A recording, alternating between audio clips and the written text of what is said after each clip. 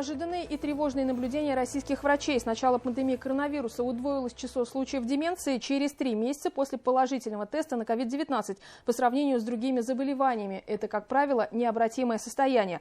Профилактикой старческого слабоумия занялись в Общественной палате Башкортостана. Обсудим детально прямо сейчас в программе «Интервью» в эфире главного телеканала Республики. Сегодня вместе с нами заместитель председателя Общественной палаты Башкортостана Кристина Недорезова.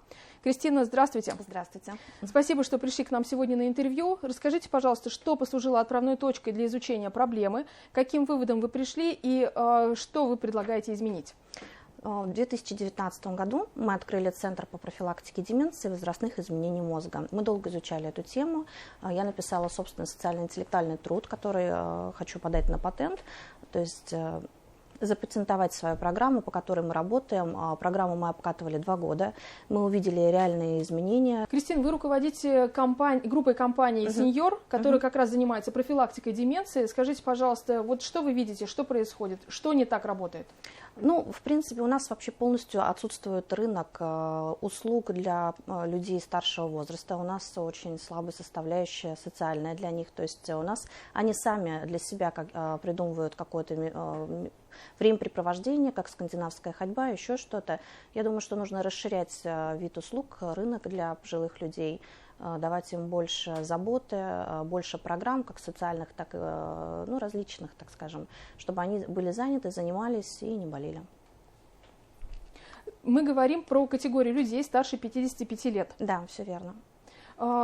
Какие услуги вы предлагаете? Вот что включает в себя забота о пожилых? В 2019 году мы открыли культурно-досуговый центр «Сеньор», который занимается профилактикой деменции и возрастных изменений мозга. Также мы стали победителями в 2019 году в конкурсе социального предпринимателя в номинации «Лучший стартап года».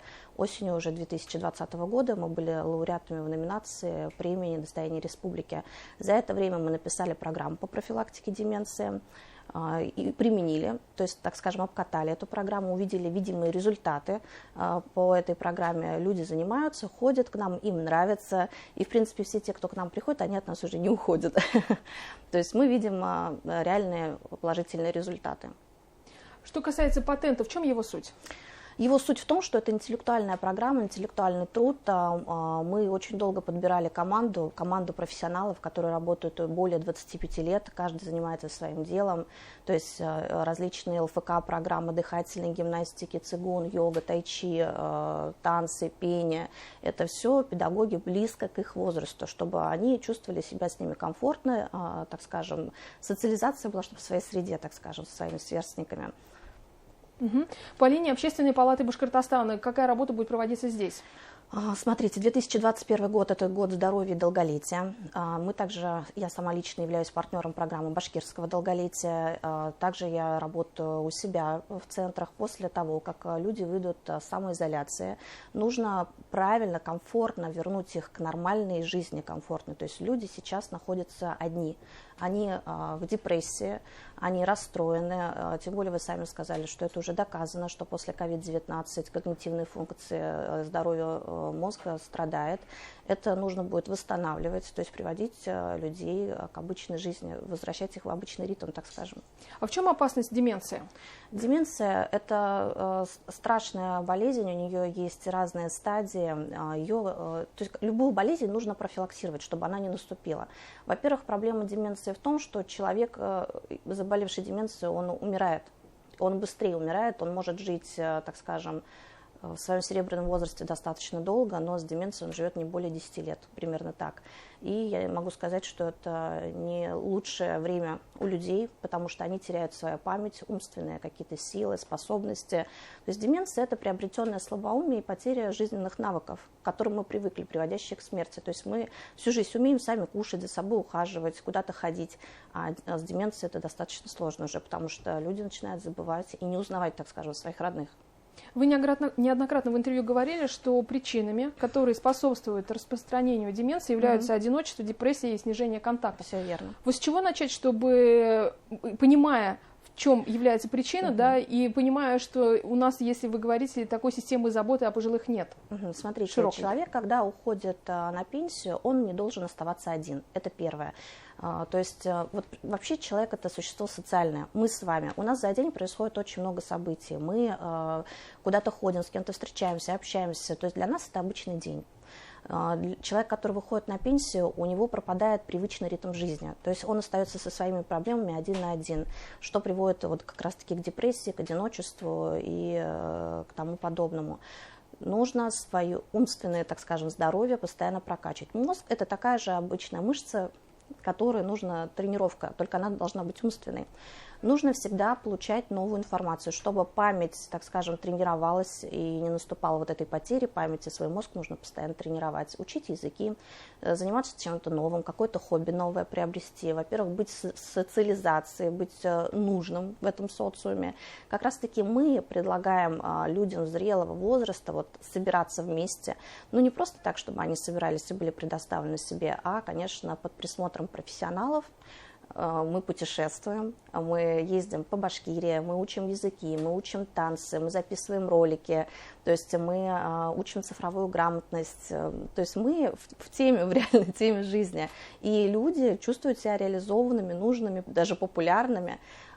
И у них создаются даже семьи в этом возрасте. Они чувствуют себя счастливыми, обычными людьми, понимаете, не забытыми, не покинутыми, о которых заботятся. Правильно ли я понимаю, что Сеньор готов выступить такой площадкой для объединения людей, и если те телезрители, которые как раз находятся в серебряном возрасте, хотят избавиться от этого одиночества, они могут обратиться к вам? Конечно, не то, что готовы, мы уже выступаем этой площадкой достаточно давно, и будем выступать, и будем расширяться, и соединять людей, давать им правильный культурный досуг, популяризировать эту тему, чтобы этой темой занимались, потому что выгоднее все-таки, чтобы человек не болел как государство, так и им. Желательно все профилактировать, чтобы людей просто не наступало эта болезнь. Здесь, кстати говоря, вот эти цифры, да, когда 1200 рублей в день за койко-место в больнице для пациента, у которого диагноз деменция, 1222 рубля стоимость бесплатных лекарств в месяц для больного. Как снизить финансовую нагрузку?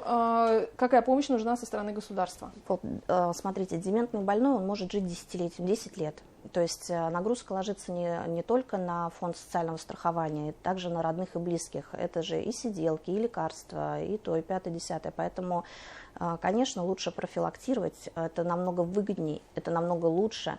Приятно, когда бабуля узнает своих внуков, когда все проводят вместе время. И абсолютно неприятно, когда человек не может вспомнить свое имени или теряется на местности, правильно? Поэтому, конечно, лучше и дешевле, и лучше профилактировать это, чтобы это не наступало. И это реально. То есть это на самом деле реально. Человек, который социально активен, который физически активен, который умственно активен, у него не наступит деменция.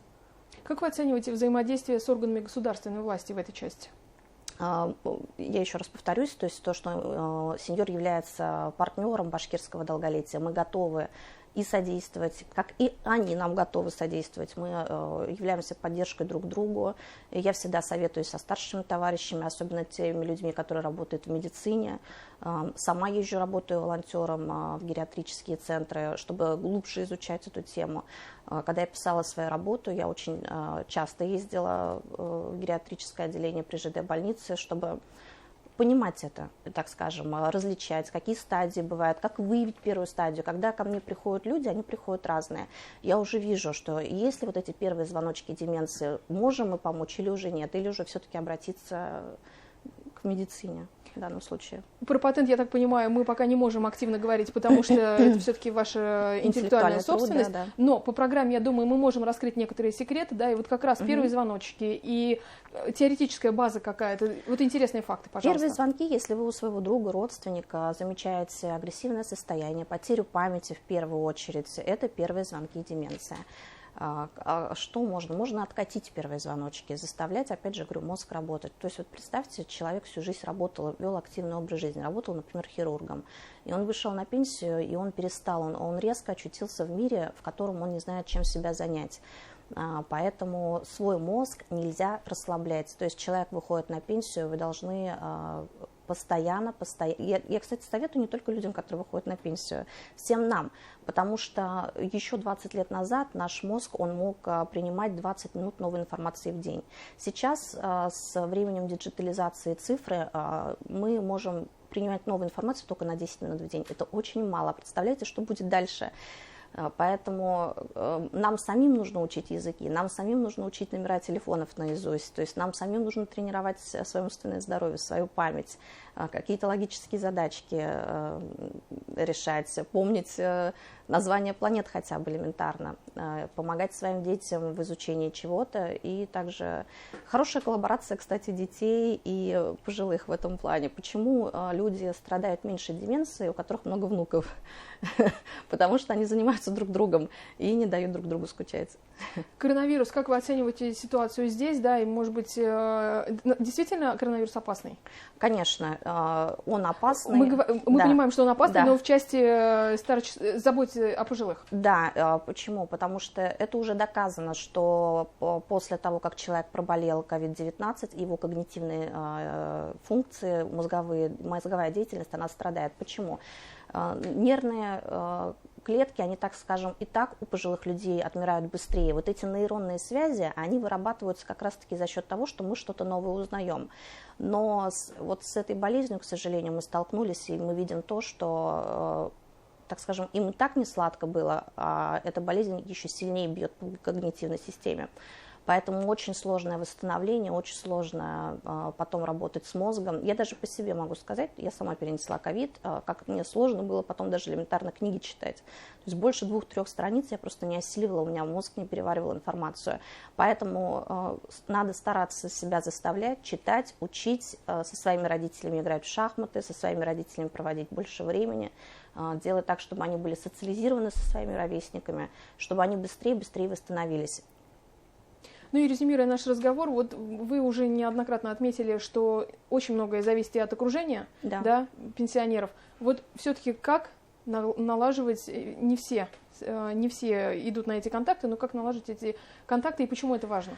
Вот самому вообще человеку уже, так скажем, пожилому, да, сложно.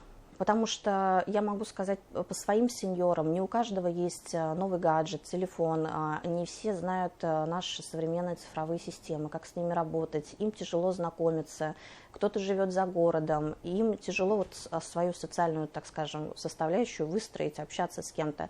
Поэтому должны быть такие центры, которые их соединяют. Я считаю, что это должны быть как туристические, как по спорту, как по праздникам, по культурному досугу. Чем больше таких центров будет, тем население наше будет здоровее, потому что наше государство без наших зрелых, умных, которые прожили жизнь пожилых людей, мы никто, да. То есть они нам передают свой опыт, это, так скажем, наши прародители, поэтому мы должны сохранить, так скажем, позаботиться о них и продлить их умственное здоровье и в том числе года жизни. Спасибо большое, Кристина. Я напомню, что гостем программы «Интервью» сегодня была генеральный директор компании «Сеньор» и заместитель председателя Общественной палаты Башкортостана Кристина Недорезова. И мы говорили о заботе о пожилых.